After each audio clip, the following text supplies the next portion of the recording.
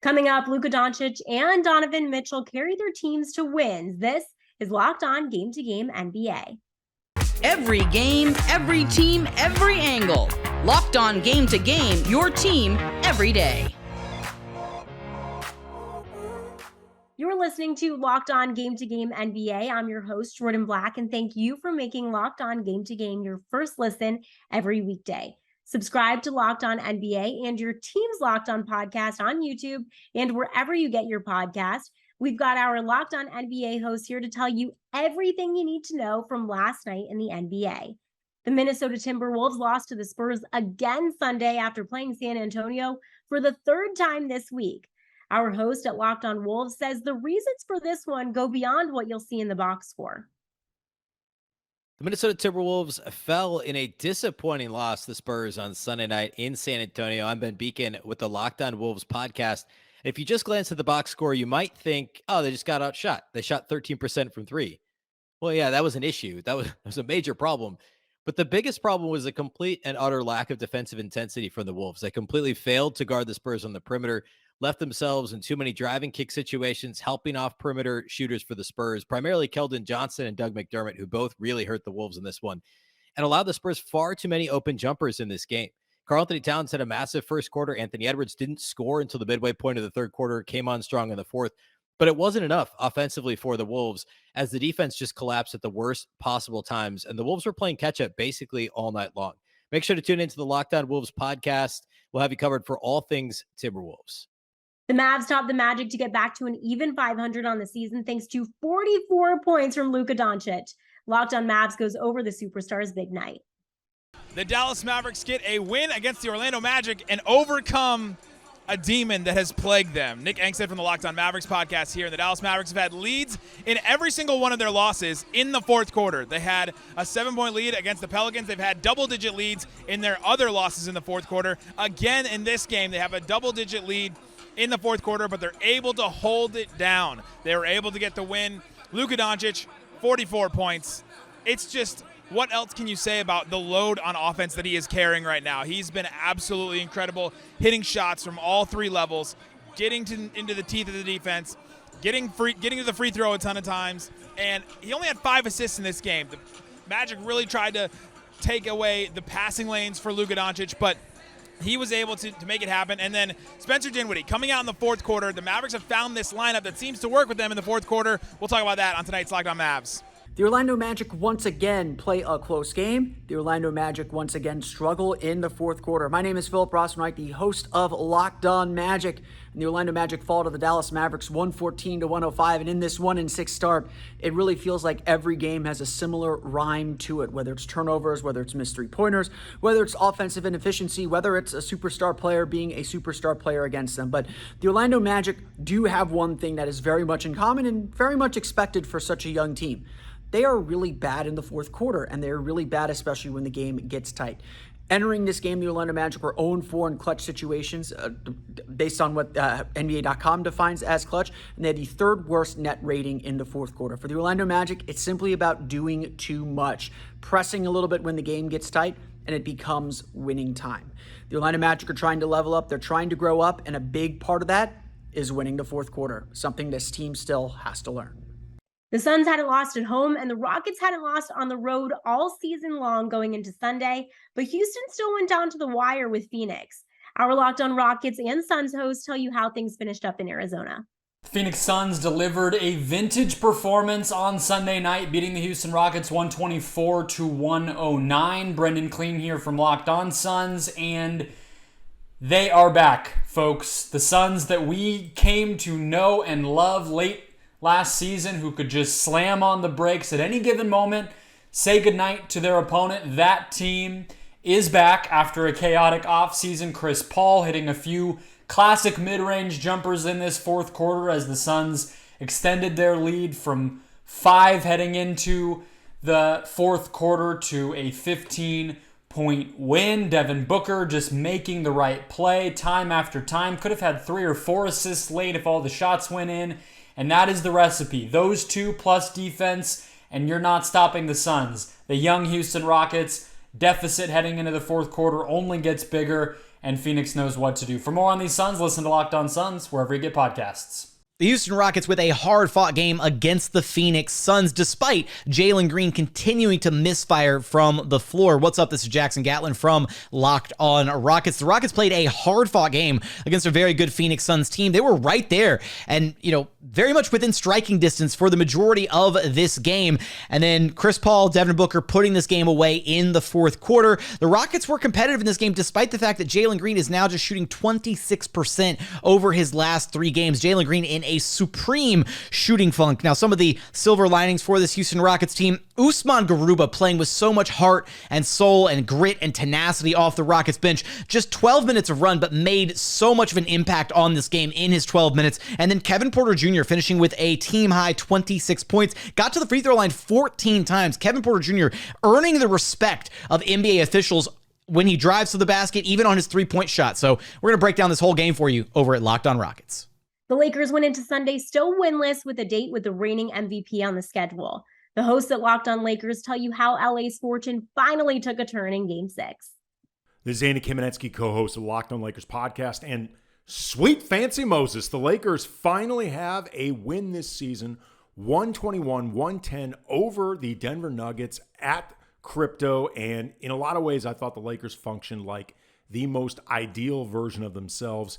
5 players in double digits, 43% from behind the arc, which for this team is absolutely astonishing. Really active, vigorous defense throughout the game. Anthony Davis laying the foundation for the win. 9 of his 23 points came in the first 5 minutes. LeBron helping seal the win with really strong play in the second half. And Russell Westbrook absolutely terrific off the bench and becoming a crowd favorite. Like, seriously, that happened. A lot more to get into, so make sure you are subscribing to Locked On Lakers YouTube channel and that you make Locked On Lakers your first listen wherever you get your podcasts. The New Orleans Pelicans blew out the Clippers after scoring just 18 points in the first quarter in LA. Locked On Pelicans tells you how New Orleans turned it around to pick up a road win. Deep analysis here, but having Zion Williamson in the lineup for the Pelicans makes a huge difference. I'm Jake Madison, host of the Locked On Pelicans podcast. Zion Williamson, difference maker. After a rough Friday game against the Phoenix Suns, the Pelicans get Zion back and rolled the Clippers 112-91 with Ty Lue waving the white flag early. While he was able to score efficiently at the rim with 21 points, with Zion back, it allowed the rest of the Pelicans to slot right into their roles. Devontae Graham, Trey Murphy were outlets as Zion passed out of double and triple teams, with each of those 2 guys making 3 threes. And Point Zion finished with 7 assists on the night. Najee Marshall was also huge for New Orleans, stepping in for an injured Herb Jones. He was active defensively, regularly stealing passes and starting fast breaks. And CJ McCollum finally got his 3-point shot, falling with 4 makes from deep. The Pelicans have one more very winnable game on this road trip against the Lakers before returning home, where they hope they'll get Brandon Ingram back and continue to improve. Coming up, the Pistons upset the reigning champs. This is Locked On Game to Game NBA. All right, a really great sponsor of ours, PrizePicks, is a great way to get involved in all of the games all of us already love. And it is so easy. You pick 2 to 5 players and pick if they will go score more or less than their PrizePick projections. You can win up to 10 times your money on any entry. No competing against other people. It's just you versus the projections available. And it's in any sport that you want. So we're talking NFL, NBA, MLB, NHL, college football, college basketball, soccer, NASCAR, esports, you name it. What you need to do is download the PrizePicks app or go to prizepicks.com to sign up and play daily fantasy sports. First-time users can receive a 100% instant deposit match up to $100 with promo code Locked On. If you deposit $100, PrizePicks will give you $100. And if you deposit $50, PrizePicks will give you $50. Don't forget to enter promo code Locked On and sign up for an instant deposit match up to $100. Welcome back to Locked On Game to Game NBA. I'm your host, Jourdan Black. Thank you so much for making Locked On your first listen every single weekday. Jayson Tatum, Jaylen Brown, and Malcolm Brogdon off the bench for the Celtics led the way in a win over the Wizards on Sunday. Locked On Celtics tells you how Boston bounced back after its first 2 losses of the season. Jayson Tatum, Jaylen Brown started it. Malcolm Brogdon finished it. I'm John Corrales here at the TD Garden, where the Celtics dispatched the Washington Wizards. Tatum and Brown combined for 27 points in the first quarter. Jaylen Brown had 16. He outscored the Wizards 16-15 in the first quarter. Malcolm Brogdon had 9 straight points in a decisive third quarter run where the Celtics pulled away. A 12-point game became a 21-point game. They won this thing at the three-point line. Live by the three on this one. The Celtics outscored the Wizards by about 30 at the three-point line. So even though the Washington Wizards made 2 more baskets, the Celtics were just bombing away from 3, and that's where they won this thing. They did have a lull in the second quarter where they gave up 8 offensive rebounds. So we're not going to dismiss this as a big bounce-back win, but hey, a win is a win. And thank you, Bradley Beal, for having an off night. We're going to talk about it all on the Locked On Celtics podcast. The Cavaliers beat the Knicks last night thanks to a 38-point performance from Donovan Mitchell and 28 in 22 minutes from Kevin Love. The hosts at Locked On Knicks and Locked On Cavs had the recap from Cleveland. The Knicks lose 121-108 to the Cleveland Cavaliers. And you know what? It kind of seemed like this game was circled on Donovan Mitchell's calendar for a minute. I'm Alex Wolf from Locked On Knicks, and that's basically the story. Donovan Mitchell came out and torched the Knicks early on. He torched them late. Kevin Love did his usual thing of having his best game of the season against the Knicks, which he's been doing for like 15 years now. Dean Wade did his best Kevin Love impression while also kind of looking like Kevin Love on the court, and also hit a bunch of threes. It kind of was what it was. The Knicks really do need to tighten up their defense against a team that's going to shoot as many threes as the Cavs did in this game. But ultimately, I think they were just trying to play the averages and got very much burned by doing so. In the meantime, though, RJ Barrett had a pretty good game shooting the ball, which can be encouraging for Knicks fans. Evan Fournier, likewise, pretty good shooting the ball, which he's had his struggles lately. So some small silver linings. Hopefully the Knicks take these next couple days that they have off, tighten up the defense a bit, and get ready for their next opponent. But you can hear more about it on Locked On Knicks, part of the Locked On Podcast Network. What's up, guys? Evan Damerl here, co-host of Locked On Cavs with a Locked On Now takeaway after the Cleveland Cavaliers' massive pre-Halloween win over the New York Knicks. Donovan Mitchell just keeps doing it. He was getting an MVP chance tonight, and it's well-deserved. He scored or assisted on 70 of Cleveland's 121 points overall, and he could be an early front-runner for MVP this year. We're going to have to talk about all of this and more on Monday's Locked On Cavs, part of the Locked On Podcast Network. The Detroit Pistons pulled off a big upset over the Warriors last night that had even our Locked On Pistons host surprised. Meanwhile, Locked On Warriors lets us know if there's anything to worry about with this loss or if falling to Detroit was just a fluke. An absolute fantastic win tonight for the Detroit Pistons versus the defending champions Golden State Warriors. Host of the Locked On Pistons podcast, Ku Keel here. The defense was not fantastic tonight, but it did not matter because the Pistons played some of the most efficient basketball I've ever seen from the Detroit Pistons. They shot 48% from the floor, 42% from deep, 89% from the free throw line, and they drew 38 free throws. They hit 34 of 38 free throws tonight. Absolutely fantastic offensively. The starters did everything they could out here. 21 points from Bojan, 28 points from Sadiq, 24 points, a career high from Isaiah Stewart, 23 points from Kay Cunningham, was 1 assist off a triple-double. They played absolutely fantastic against the defending champs. They brought everything they could, and yes, the defending champs were going to go out there. They're going to go score points.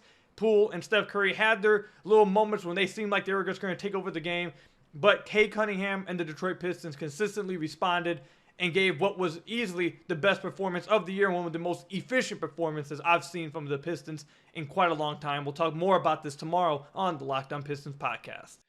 Well, the defending world champion Golden State Warriors have their first losing streak of the season as they start a 5-game road trip 0-2 after losing to the Detroit Pistons in Detroit 128-114. I'm Cyrus Sauces with your Locked On Warriors Locked On Now recap.